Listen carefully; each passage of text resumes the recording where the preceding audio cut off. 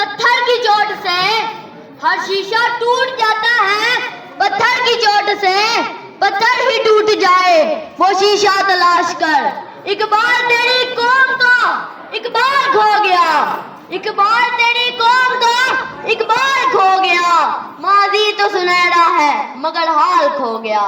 जनाब सदर, मोदी उसादा कराम और मेरे प्यारे दोस्तों, अस्सलाम वालेकुम।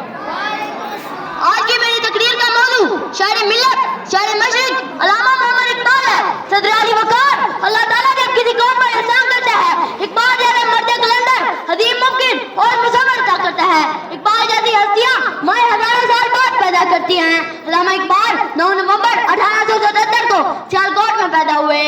हजारों साल नरगिस अपनी बेनूरी पे रोती है, हजारों साल नरगिस अपनी बेनूरी पे रोती है, बड़ी मुश्किल से होता है चमन में दीदाए वर पैदा।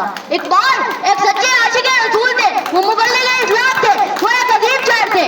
गवाह दी हमने इस्लाम से जो मिरास पाई थी, गवाह दी हमने इस्लाम से जो मिरास पाई थी, सुरैया से जमीन पर आसमान ने हमको दे मारा। ये वो वक्त है जब इंसानियत अंधेरे में गुम हो चुकी थी, मुसलमान गुलामी की जंजीरों में जकड़े हुए थे।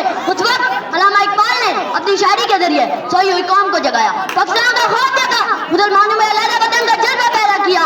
कायदे आज़म की बहादुरी और दिलदाना के आलम में अल्लामा इकबाल के तसव्वुर ने क्या हमें पाकिस्तान को हकीकत में बदल दिया। खुद ही को बुलंद इतना कि हर तकदीर से पहले, खुद ही को बुलंद इतना कि हर तकदीर से पहले खुदा बंदे से खुद पूछे बता तेरी रजा क्या है। आज तक नौजवानों से बहुत उम्मीद हुआ करता थी और आप चाहते थे नौजवान आगे बढ़े और मिल्लत इस्लामिया का हसूल हर सूरत मुमकिन बनाए।